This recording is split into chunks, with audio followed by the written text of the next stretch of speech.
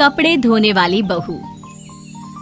शादी के पहले से ही विभा को कपड़े धोने का बड़ा शौक था। कभी नल के नीचे तो कभी तालाब के पास। अरे मेरी नीली वाली लुंगी नहीं दिख रही है। विभा की अम्मा कहाँ रखी है लुंगी? अरे वो तो विभा ने परसों ही धोकर रखी थी आपकी अलमारी में। देखो वहीं होगी। वो ना मैंने आज धो दी, मुझे लगा कि गंदी हो गई होगी। अरे कैसे गंदी हो गई थी? उसे तो मैंने पहना भी नहीं। हे भगवान, इस लड़की के कपड़े धोने की आदत से परेशान हो गया हूँ मैं। जितना तो घर में राशन नहीं आता, उससे कहीं ज्यादा डिटर्जेंट पाउडर का खर्चा है। इसकी शादी करवा दो, शादी जाए अपने घर में ही करे काम, फिर चाहे घर के कपड़े धोने हो या पूरे गांव के। हाँ ठीक बोल रही हो, देखता हूँ मैं कोई लड़का। वो दिन भी आ जाता है जब विभा को देखने लड़के वाले आ जाते हैं। लड़की मुझे अच्छी लगी। होने वाली सास कहती है, बेटी अगर कुछ पूछना है तो पूछ लो। वैसे तो हमारी लड़की बहुत ही शर्मीली है, जो बोल दो वो मान लेती है, इसे क्या पूछना होगा। अरे कैसी बात कर रही हो माँ, मुझे इन लोगों के घर रहना है, सवाल तो कई है। हाँ हाँ बेटा पूछ लो ना, क्या पूछना है। आप लोगों के घर कपड़े कौन धोता है? सास का मुंह बन जाता है। देखो अगर तुम ये कहना चाहती हो कि तुम्हें कपड़े धोने नहीं आते तो सुन लो, कपड़े मैं ही धोती हूँ, लेकिन तुम्हारे आ जाने के बाद मैं रुमाल तक नहीं धोऊंगी। चुप रहना भाग्यवान। बहू बेचारी घर आई नहीं, उसे डराना शुरू कर दिया। वो क्या है ना बिटिया, अभी तक तो ये कल्लू की माँ ही धोती थी, लेकिन अब तुम्हारे पापा तो दहेज में वॉशिंग मशीन देंगे ही।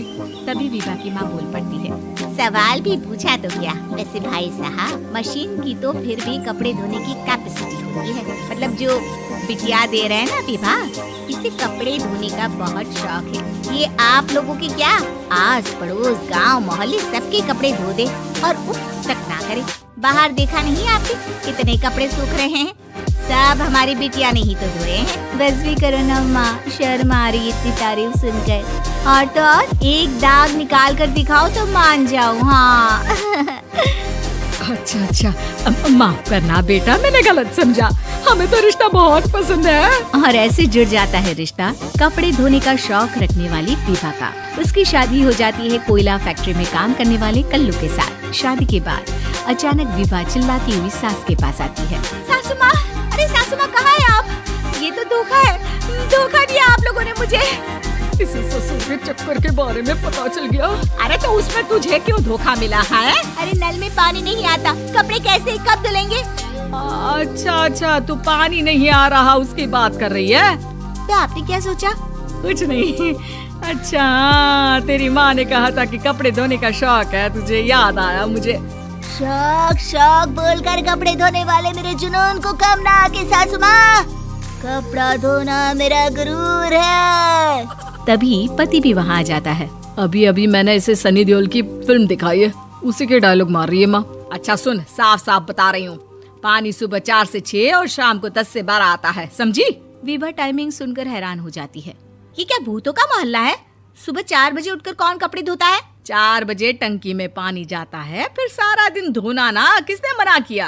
अरे कैसी बात कर रही है? 200 लीटर की टंकी में कितने कपड़े धो लूंगी मैं, सुबह ही उठ जाऊंगी मैं। अब क्या था, विभा सुबह 4 से लेकर रात के 12 बजे तक कपड़े ही धोती रहती। एक रोज सास पड़ोस से निकलकर कहीं जा रही होती है कि साथ वाली कहती है, हाँ कल्लू की माँ, जरा ये बताओ कि 2 साड़ी है, 2 ब्लाउज और एक पेटीकोट और एक नाड़े वाला लंबा कच्छा। हाँ तो? अरे तो क्या, कितना लोगी धुलाई ये बताओ। धोबन दिख रहे हैं हम क्या? हमारे पति सरकारी नौकरी से अभी रिटायर हुए हैं और बेटा सुपरवाइजर है कोयला फैक्ट्री में। धोबन समझ रखा है हमें? हाय रे कल्लू की अम्मा, माफ कर दो, वो तो मोहल्ले में यही सब बता रहे थे कि तुमने बहू को कपड़ा धुलवाने के काम में लगा दिया है। सास को पड़ोसन की बात सुनकर गुस्सा आ जाता है। वो घर पहुंचती है जहां घर के बाहर ही इतने सारे कपड़े सूख रहे होते हैं जितने कि किसी धोबन के घर पर। अरे ओ कल्लू की दुल्हन, बाहर निकल। माँ जी यहीं आ जाओ, बाथरूम में चादर धो रहे हैं हम। अरे अभी हम धोते हैं, तुमको बाहर निकलो। ये आस पड़ोस वाले बोल रहे हैं कि हम बहू से कपड़े धुलवा कर उसे कपड़ा धोने वाली बना दिए हैं। अरे छोड़ो ना माँ जी, किन लोगों की बातों में आती हो?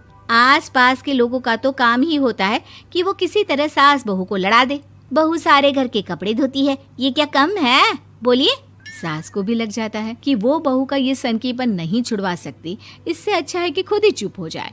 एक रोज सास और बहू मंदिर जाते हैं, जहाँ सास की साड़ी वहाँ खड़ी भीख मांगने वाली से मिलती है। माँ जी क्या बात है, आपकी साड़ी उस भिखारन से कितनी मिल रही है ना? हाँ हाँ, देखो तो दोनों की साड़ी मिल रही है। क्या बात है कल्लू की अम्मा, तुम खुद को तो अफसर की बीवी बताती हो और ऐसी सिंपल सी प्लेन साड़ी पहनकर घूमती हो। सिंपल और प्लेन नहीं है ये साड़ी। तो क्या सोने के धागे से फूल बने हैं?